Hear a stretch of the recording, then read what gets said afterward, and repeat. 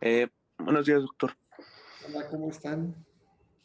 Bueno, vamos a exponer miomatosis. Somos, nos los dividimos, entre dos compañeros.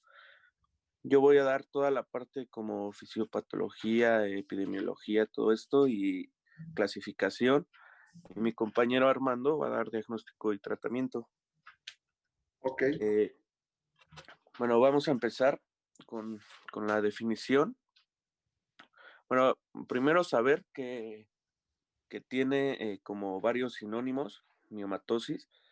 También se le puede conocer como fibroleiomyomatosis, leiomyomatosis, fibromiomatosis o fibromas uterinos.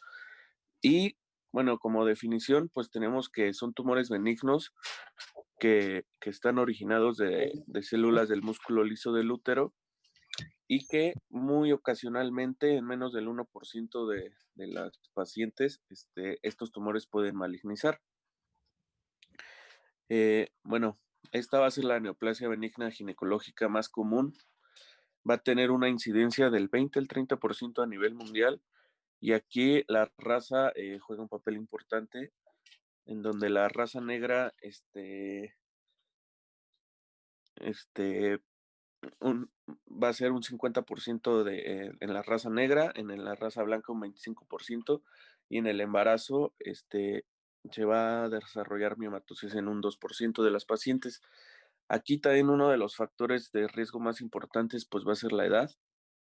Ahorita vamos a ver todos los factores, pero bueno, se lo pongo aquí porque es de los más importantes, que se va a manejar una edad de 35 hasta los 54 años y va a ser la causa más frecuente de histerectomía. Bueno, entre los factores de riesgo más importantes, pues ya les mencioné la edad, mayores de 35 años y hasta los 54 años. También va a haber un mayor riesgo de desarrollar miomatosis en mujeres con una menarca temprana y en pacientes nulíparas. También el consumo de anticonceptivos orales es un factor de riesgo importante. Eh, También puede ser frecuente en familias donde existan o donde hayan nacido gemelos, en donde haya una dieta rica en carnes rojas. También la ligadura tubárica incrementa el riesgo de desarrollar miomatosis y pues los antecedentes familiares. También en la bibliografía se maneja como, no es como tal que sea como la tríada de factores de riesgo o así, pero se menciona mucho que estos tres factores que están en los círculos rojos, obesidad, diabetes e hipertensión arterial, este, pues aumentan mucho el riesgo de desarrollar miomatosis si se encuentran como en conjunto o como triada. La que sigue, por favor.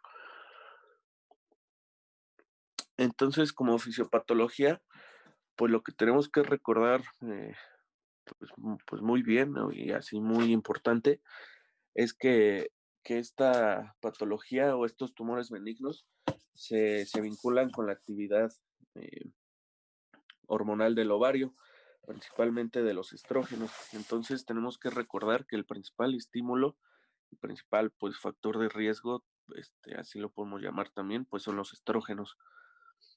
Eh, Aunque no se conoce muy bien o exactamente la causa que determina su aparición, pues sabemos que el principal estímulo siguen siendo los estrógenos. Pueden aparecer durante la perimenopausia y puede haber regresión de estos tumores al pasar la menopausia, es decir, en la postmenopausia. Y también, como ya les había mencionado, en los factores de riesgo se puede asociar con la nuliparidad. Entonces ya como tal, como la fisiopatología, tenemos que los miomas van a ser sensibles a estrógenos, es lo que les mencionaba. Debemos de recordar siempre que el principal estímulo para desarrollar miomatosis uterina, pues son los estrógenos. Eh, Contienen esto porque los miomas contienen mayor densidad de receptores estrogénicos. Va, eh, Estos tumores benignos van a constituir un medio hiperestrogénico que bueno, al tener una densidad de receptores estrogénicos mayor, van a constituir o van a tener un crecimiento y un mantenimiento más acelerado. Esto porque los estrógenos pueden actuar como vasodilatadores. Por lo tanto, pues obviamente si son vasodilatadores van a aumentar el flujo y, pues por ende su crecimiento y su aumento de tamaño pues va a ser acelerado. También aquí va a haber un aumento de la expresión de una proteína que esta es inhibidora de la apoptosis, por lo tanto, pues si se inhibe la apoptosis, pues el crecimiento pues va a estar aumentado en su expresión. Y también los estrógenos, que les repito es el principal estímulo, pues van a aumentar la expresión del antígeno celular de proliferación celular. Esto, pues, como su nombre lo dice, pues va a aumentar la proliferación celular en estos tumores. La que sigue, por favor. Bueno, ahora como clasificación, vamos a tener diferentes clasificaciones. Esto dependiendo de su topografía, de su localización, obviamente en el útero, de la cantidad, de si son sésiles o pediculados y de su tamaño. Entonces, la clasificación de acuerdo a su topografía, pues pueden ser corporales, istmicos, cervicales o de trompas o ligamentos.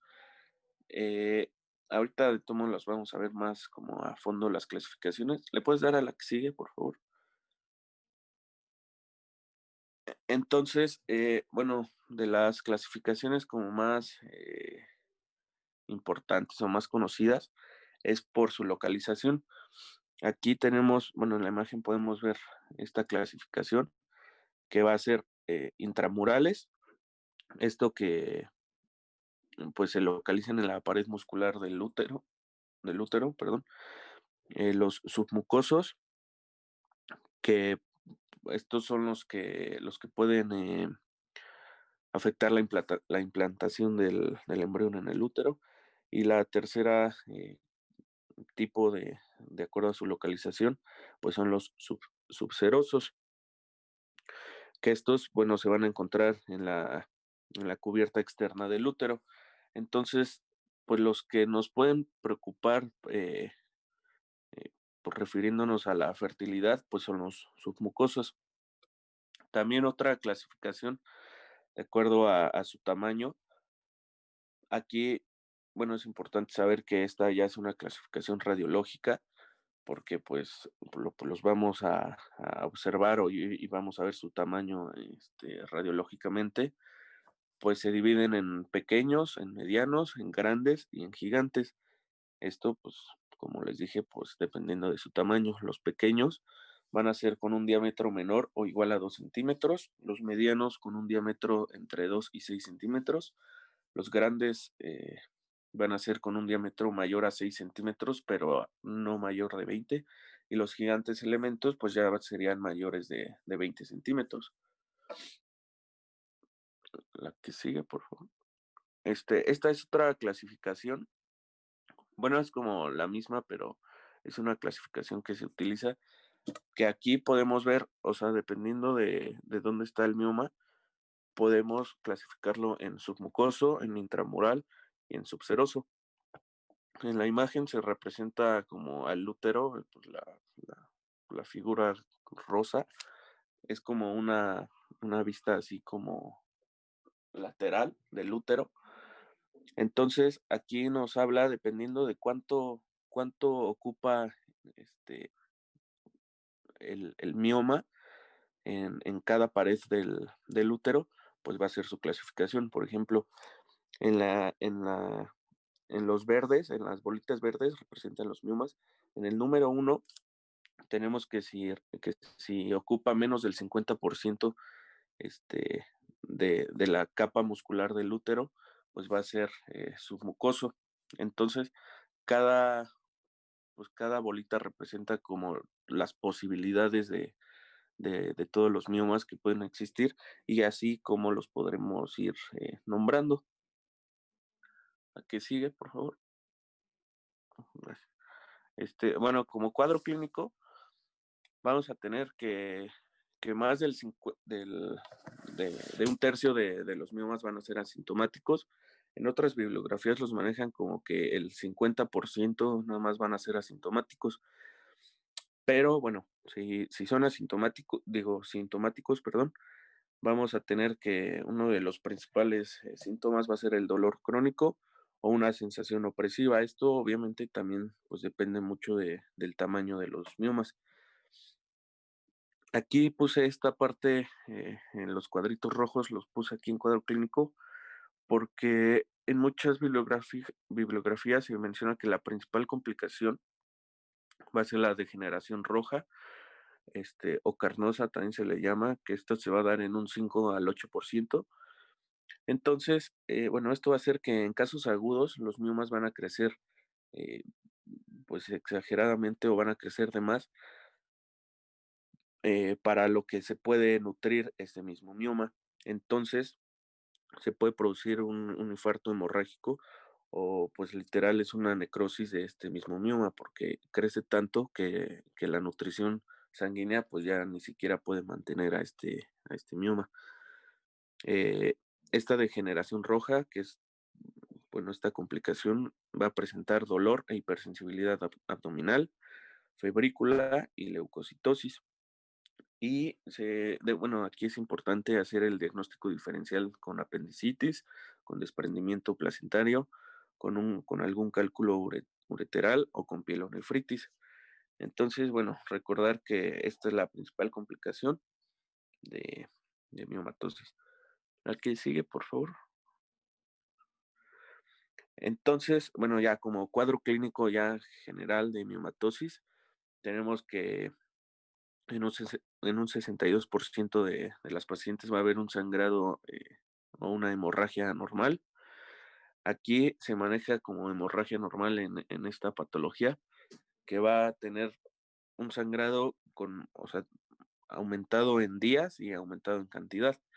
También va a tener el dolor pélvico que ya les había mencionado, una masa palpable, presión sobre otros órganos, la esterilidad o infertilidad y la sensación de pesantez en el hipogastrio. También puede ocasionar síntomas por la ocupación a órganos vecinos, como les mencioné, puede haber presión sobre otros órganos. Eh, Aquí pues principalmente va a ser en aparato urinario, puede haber poliaquiuria y disuria. Hablando del aparato digestivo, pues se puede manejar como constipación, estreñimiento y dolor lumbosacro, pues por el crecimiento de estos miomas, ¿no? Y también puede haber síntomas generales como anemia por las hemorragias, astenia, dinamia bueno, todo esto provocado por las hemorragias o por el sangrado normal. ¿A qué sigue, por favor? Y bueno, aquí vamos a tener diferentes cambios degenerativos. Esto es lo que les hablaba de la principal complicación. Bueno, un ejemplo de estos cambios degenerativos es la que les mencioné como la principal complicación, que es la degeneración roja.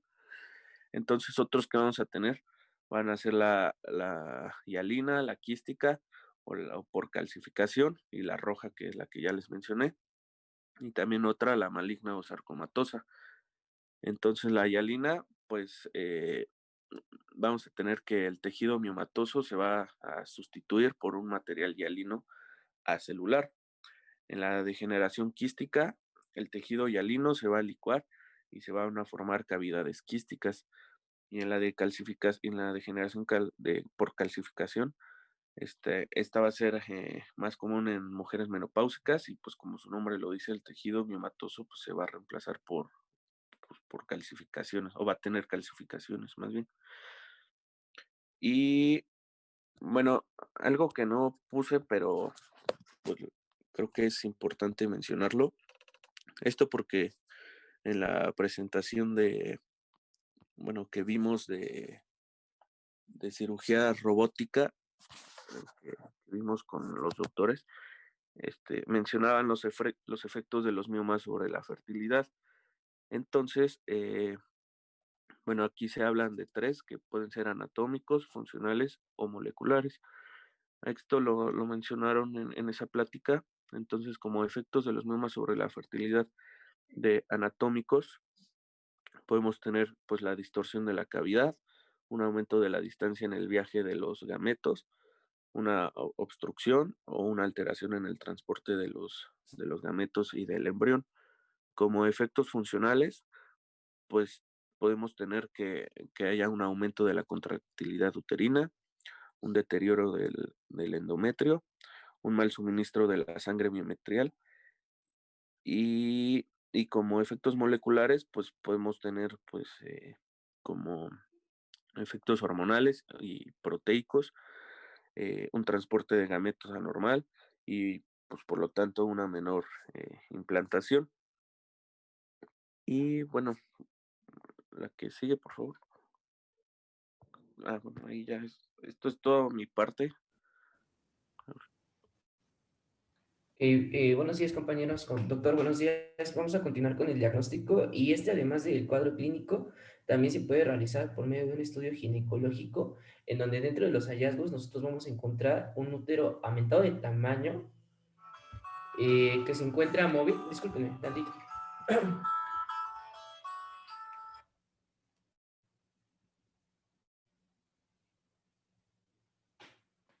Ya, perdón, lo siento. Les comentaba que el diagnóstico se realiza con un hallazgo en el útero, donde lo encontramos aumentado de tamaño, móvil, con contornos irregulares a la exploración bimanual, o también puede ser diagnosticado como un hallazgo incidental en el ultrasonido. Además de la inspección visual que nos puede confirmar el diagnóstico como en esta imagen, en donde podemos ver un leiomioma redondo e hiperémico, es necesario siempre confirmar el diagnóstico con el ultrasonido. Esto para valorar el tamaño y el número de los leiomiomas coexistentes y descartar otras posibles causas de dolor en nuestra paciente. Ahora, dentro de estos estudios, pues está el ultrasonido, el cual es el más utilizado para confirmar la patología, ya que no es invasivo. Y también por su gran disponibilidad y por su bajo costo, así como su efectividad, dado que tiene una sensibilidad del 99%, una especificidad del 91% y el 96% corresponde a su valor predictivo positivo. En la imagen de la derecha se muestra un ultrasonido transabdominal sagital, en donde podemos identificar un leiomioma heterogéneo prominente hipocoico en la parte posterior del útero. Y ya hablando de los hallazgos de este estudio, nosotros podemos identificar masas nodulares bien definidas, hipocoicas y homogéneas. Pero en algunos miomas antiguos, estos pueden presentar un patrón ecográfico complejo a consecuencia ya de la necrosis central por el proceso degenerativo que ya mencionó mi compañero. También aquellos miomas que tienen un crecimiento rápido pueden confundirse con quistes hipocoicos y también a menudo la presencia de estos miomas pueden alterar el contorno del útero y la cavidad endometrial y también puede deformarse el cérvix o obstruirlo cuando se encuentran en ese sitio. También, dado algunos cambios degenerativos, nosotros podemos observar en aquellos que tienen calcificaciones en el ultrasonido un aspecto hipercoico y por lo común van a formar un reborde alrededor del mioma o pueden estar dispersos de manera irregular en toda la masa. También aquellos miomas que ya tienen una degeneración mixoide pueden provocar que el leiomioma se llene con múltiples áreas hipercoicas de la pared, con una pared lisa, redonda, pero con tamaño pequeño. En la imagen de la derecha podemos observar pues una ecografía transvaginal de un leiomioma intramural con un borde calcificado. También cuando tenemos algunas complicaciones en donde el endometrio es grueso o irregular, y se puede obtener información adicional utilizando una ecografía con infusión salina o haciendo uso de la histeroscopía. La imagen de la derecha corresponde a un leiomioma submucoso en donde su contorno se puede identificar con gran nitidez durante una ecografía con infusión salina. Y la imagen de la izquierda corresponde a una fotografía histeroscópica de un leiomioma submucoso. Otro método diagnóstico es la imagen por resonancia magnética. Esta se va a utilizar cuando el ultrasonido es sesgado por la complexión corporal de nuestra paciente o por distorsiones anatómicas que llega a tener. Como tal, permite la valoración más precisa del tamaño, del número y el sitio de los leiomiomas. También se nos será útil para el diagnóstico diferencial del mioma con el adenomioma y también en poder discernir entre los miomas subserosos peliculados con masas anexiales sólidas. Respecto a la sensibilidad, corresponde a un 86 y 92%, tiene una especificidad de 100% y una precisión del 97%. Esta imagen de la izquierda corresponde a un corte axial de una imagen por resonancia magnética, en donde podemos observar un mioma subseroso en la parte anterior del útero, que además presenta un halo hipertenso. Ya pasando al tratamiento, este debe de individualizarse según algunos factores que involucra a la paciente, dado la gravedad de los síntomas, la edad, qué tan próxima está a la menopausia, o si tiene una edad joven y aún quiere conservar su capacidad reproductiva, si tiene algunas contraindicaciones quirúrgicas y también la experiencia del médico. Entonces, primero hablaremos del tratamiento farmacológico. Este está dado, está dado para manejar los síntomas de nuestra paciente, disminuir su gravedad. También se recomienda dar en aquellas pacientes que están pronto a la menopausia, y también en el caso de los agonistas de la GnRH pueden ser útiles como un complemento para un mejor pronóstico de la cirugía.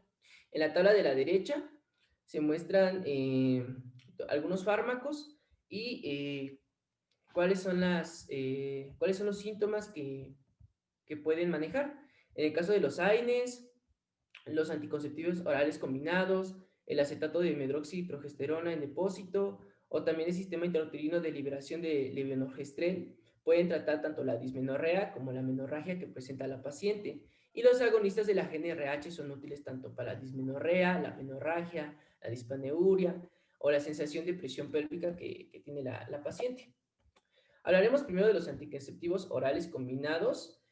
Su mecanismo de acción está dado por la supresión de la LH y la FSH. Por lo tanto, también van a disminuir las concentraciones de esteroides y por lo tanto no se va a producir la ovulación.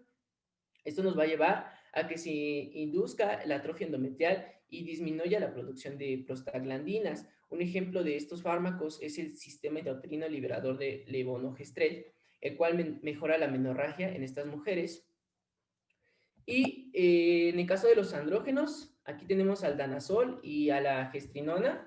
Estos van a contraer el volumen de los leiomiomas y también mejoran los síntomas hemorrágicos, pero casi no se utilizan o no se recomiendan, o los pacientes lo dejan a un lado, por el efecto adverso que se presentan, como el acné y también el hirsutismo. Entonces, esto impide utilizarlos como agentes de primera elección. Ahora tenemos a los agonistas de la GnRH. Estos van a ocasionar una estimulación transitoria de secreción de gonadotropinas, lo cual se le conoce como una fase de exacerbación que suele durar alrededor de una semana. Pero después de este tiempo, producen una regulación descendente de los receptores de la GnRH. Por lo tanto, la secreción menor de gonadotropinas va a originar una supresión en los niveles tanto de estrógenos como de progesterona, después de 2 semanas de administrar estos medicamentos. Por lo tanto, los resultados que nosotros vamos a encontrar es una disminución importante en el tamaño del útero y de los miomas. Y los beneficios clínicos para la paciente que se van a observar es el alivio del dolor y la disminución de la menorragia.